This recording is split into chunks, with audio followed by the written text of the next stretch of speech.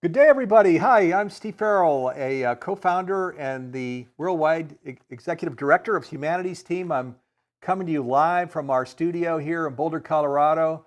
You can see my esteemed guests that I've got with me today, Dr. Larry Clay. He's the dean of the Conscious Business program here in Humanities Team. Hey, thanks so much for joining me, Larry. And he's in the first week of teaching there at Marymount College. So not a small thing to come in here and spend time with us this week. Thanks for being here, Larry. Hey, thanks for having me, Steve. I'm always excited to talk about conscious business and our program, and I Boy, love I'll this tell you, opportunity. yeah, so important. Wow, this will be a fun program, but it's an important program. Boy, it's such an important program. What we often share is that business is pulling the train in today's world, the most powerful institution, right, on the planet. So if it's pulling the train, whoa, let's make sure it's pulling the train in the right direction. That's what we're going to talk about here during today's program. Now, I want to shout out to our friends in Humanity Stream. So they're here in the green room with me, with us. I can actually see them on camera. I'm waving at you. So thank you for some of you are on camera. So thanks for being with us. It's kind of fun to have a live audience with us. Also, to all of our Humanities Team friends out on social media, on Facebook and our YouTube page, and Marymount College friends, Conscious Business friends, big shout out to you. And then the Sign Network. So that's John Raymer and that's Sign.network. And boy, are they doing incredible things out in the world, creating positive change. If you go to Sign.network, you can learn more about them. So now today's a live program. I want to invite you, as Larry and I start digging deep into what conscious business is, want to invite you to bring in your questions and comments, things that you want to share. Those of you in the green room with us, you're welcome to come on camera. So if we're going deep on something that you really care about, hey, put up your hand, and Larry and I will bring you on camera, and we'll see you as we're bringing in your question. And that's always kind of fun. So we look forward to that. Okay, the theme here today is conscious business change agent. So Humanities Team, as you probably know, if you've been around Humanities Team for a while, one, we're a 501c3 nonprofit. Two is back in 2015. So a good while ago, 8 years ago, we created a conscious business declaration with three other NGOs that are out in the world. You can go to consciousbusinessdeclaration.org to read about it. Two things that we brought in, there's so much more than two things, but I'll just bring in two things here as we get started that weren't yet in these progressive business models, because there are progressive business models, B Corp, conscious corporations, and things like this.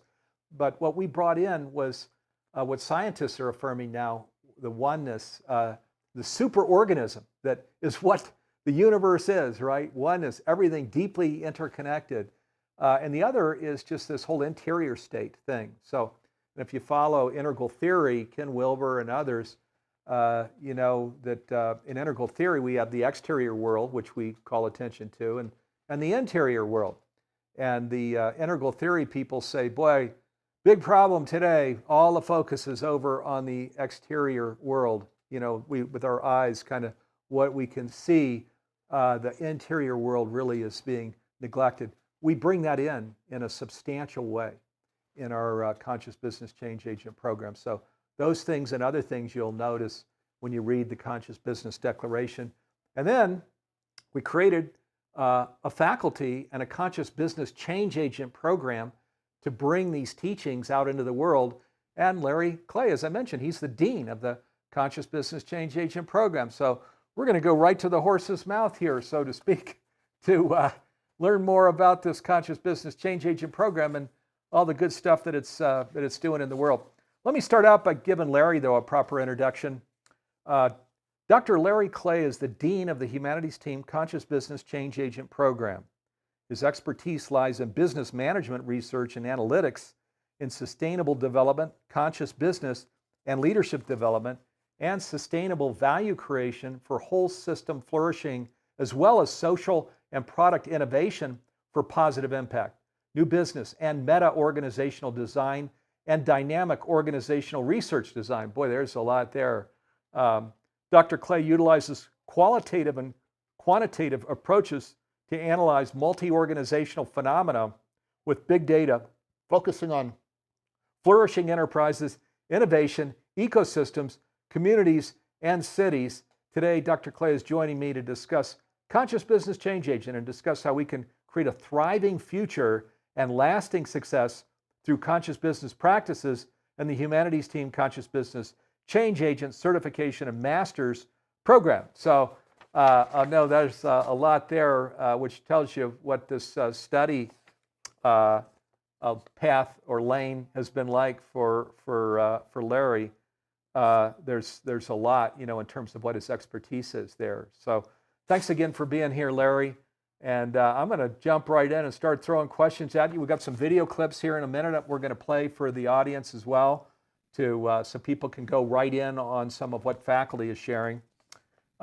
So let me start let me start out by saying there's a cohort that will go through this 9-month Conscious Business Change Agent program starting at the end of September. And right now we have a free program that Larry and I were involved in creating called Putting Business at the Forefront of Change. Putting Business at the Forefront of Change. It's a free program. We'll put a link up here. You can go, just leave your name and email address, and you can watch this free program that really gives you a good sense for what our Conscious Business Change Agent program is doing that's new and different and important and even urgent in today's world. So invite you to check that out. This is only a 30-minute free program. Usually they're an hour. Putting Business at the Forefront of Change. If you're doing anything in or around business, invite you to really go through this one. It's so important in today's world. Again, business is pulling the train here in today's world, the most powerful institution on the planet. And we can move in a direction other than just top and bottom line growth toward nurturing communities in the world, serving life first. Yes, and of course, creating profits and cash flow, but making sure that there's positive change, or as Larry likes to say, higher purpose in what we're up to in conscious business. So, okay, Larry, I'll come over to you with my first thing that maybe you can expand on. So how awakening to the truth of the ultimate reality of oneness and the evolution to a conscious business model is central to the survival of humanity. That's a really bold statement. Can you just share about that a little bit? Yes. Hello, everyone. It's great to engage with you. Steve, the way that I would approach that inquiry is there is no time more than ever than something like a conscious business change agent is necessary. Why do I say so? Well, over the last, let's say, millennium, we've experienced tremendous growth, economic growth, social prosperity on this scale at a rapid pace, especially over the last 200, 150 years with the advent of the Industrial Revolution. Now, that's just to say that capitalism itself as a model has had some level of benefit for a good number of people on this globe. However, I'm probably not going to be the first one to say that it has its problems. It has its inequalities that are embedded in it. And what we're here to suggest is that this new paradigm is needed for society to maintain itself. And this new paradigm and shift in understanding what business is and what business could be is the whole understanding and creating a mindset of consciousness. What do I mean by this? I simply mean that the more that we can get people to practice what they preach in some instances, to practice their prayer, their meditation, their interconnected practice of being connected to the one, the source, the universe, the natural universe, however you describe it, God, Allah, Jehovah. It's about being connected in oneness. And oftentimes, people get lost in their conscious because we get lost in our routines. Because what it means to work, especially today's world, is that you have to be in a routine and you have to work in order for us to survive. And as we've seen over the past few years, few decades, people are searching. People are looking for something else because somewhere deep in our hearts, we know that there is something better out there and that we can live a better life. And now it's more important than ever because we are seeing social discohesion on a global scale. We're seeing immigration and immigration on the largest scale that we've seen in probably 2,000, 3,000 years. People are moving and people are in search for better lives. They're looking for in search for upward mobility all over the globe. And now is the time to introduce some of these new concepts so people have the impetus and the self-determination of wanting to change for themselves. And that's at the crux of what we do at Conscious Business Change Agent. We focus more on the internal self, and as I call it, designing self. Whereas other institutions, when they talk about conscious business and developing business, they think about, as Steve said, the external view, the external world. We want to tie those two things together and start with the inner self and developing the inner self first, which will expand and amplify in consciousness out to the world. And that's the goal of conscious business and conscious business development, and at the crux of what we're trying to do here. Yes, it is. Did I answer that question, Steve? You did. Yeah. And I'll just even want to underscore a few things you're sharing here, Larry, that, when we read on weekends, when we can sort of spread out and read the opinions and a business section in New York Times and Washington Post, whatever we read, or for that matter, where we watch news programs, there's talk of the Great Resignation, right? And people that often are feeling isolated, feeling disempowered, anxious, sometimes depressed, right? These are accounts that, as we read about in today's modern day world, where people are coming from. The Great Resignation means that things are so bad in their workplace that they're resigning. Well, now why are they resigning? If we go a little deeper, it's some of these things that Larry's bringing in, that there's this sense of, where's the deeper meaning here? Where is the purpose, and where is the higher purpose, in the work that I'm doing? How am I making the world a better place? In today's world, even for my generation, I'm in the boomer generation, these are questions we ask. And I'll tell you, once we go into these other millennials and down the line, Generation X and Z and Alpha and so on, boy, these kids, this is what it's about, is they don't want to go just punch a clock and then watch be watching the time all day long. They want to have some sense of gratification, of satisfaction, that we're making our homes, our communities, and our worlds a better place. That's interior world. That's, we know that, right? From even our boomer generation, we grew up, with Sundays, you'd prayer. We're talking interior, right? And of course, from years and years ago, boy, it's blossomed into all of these things now. Meditation, most of us have a rich meditation practice, and walking in nature and stillness and mindfulness and yoga, right? All of these things that are interior practices. And boy, these interior practices, they really bring us in touch with this, with the deeper meaning, with nurturing and supporting life.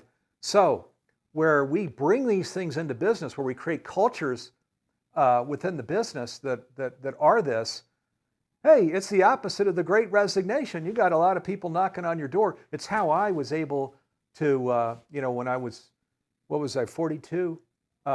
It's how I was able to leave the business world, because I created so much success with a conscious business model there in Silicon Valley, because let me tell you, when it's loving and truthful and listening and all of these things that are part of what our interior anchors us to, You got employees that want to work for you. You got customers that like working with you. You got vendors that love you. I mean, the world turns around real well.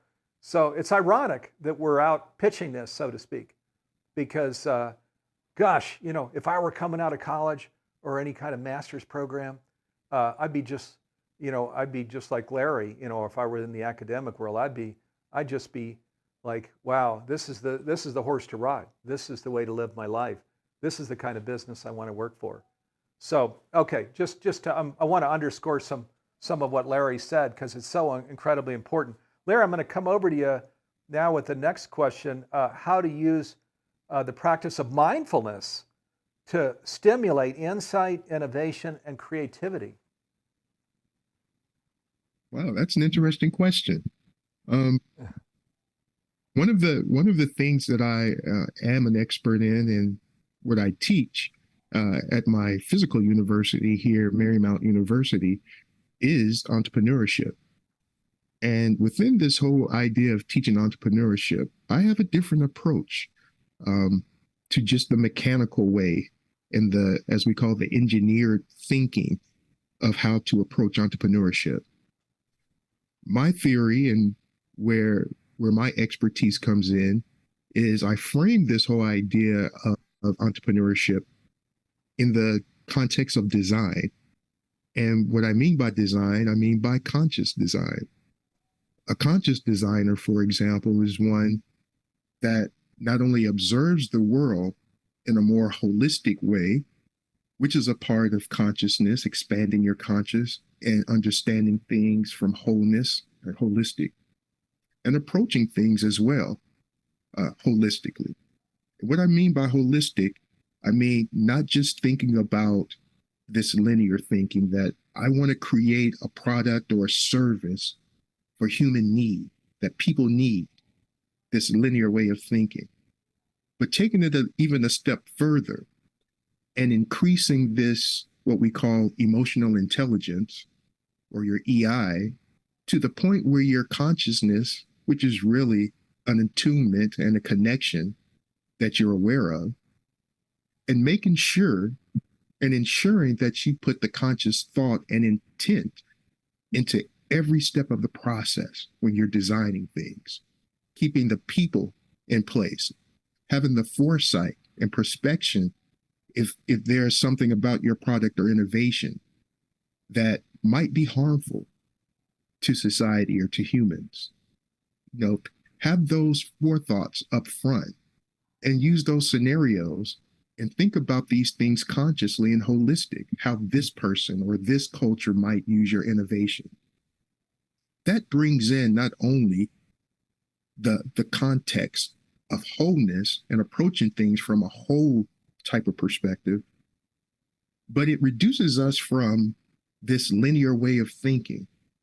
And it reduces us from always looking at things from a problematic approach, where we first, as humans, tend to problematize things. And then as soon as we problematize, we don't try to solve them. The next step is usually we're looking for someone to blame for the problem. And the news does this well. And of course, as humans, we follow along and we get tailed in of this big problem that's always seemed to be reappear every year, every month. Let's say crime, for example. And then it just goes away.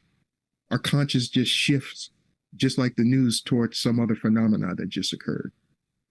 And so we rarely get an opportunity to even solve the problems that we say that we want to solve, unless those people who take that conscious effort to say, wait a minute, we haven't solved the problem. We've done nothing but problematize. Let's consciously approach this holistically. Let's see what the problems are. Let's see what the symptoms that are having. Then you design some type of intervention.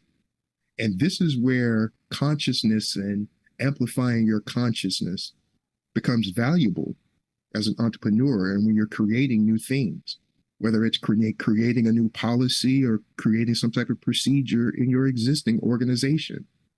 These things have power.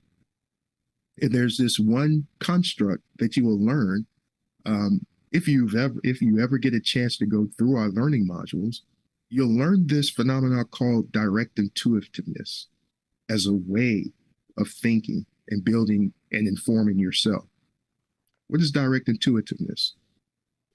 Well, hopefully you've heard of left brain and right brain activity. Know that our left brain operates more from logic, mechanics, engineering, mathematics. And then we have our right brain, which is more influential when it comes to creativity and what we value, some of those internal things that make us who we are. And it's the attunement of these instruments of self and the amplification of these things that actually help us grow into a different human being and causes this transformation.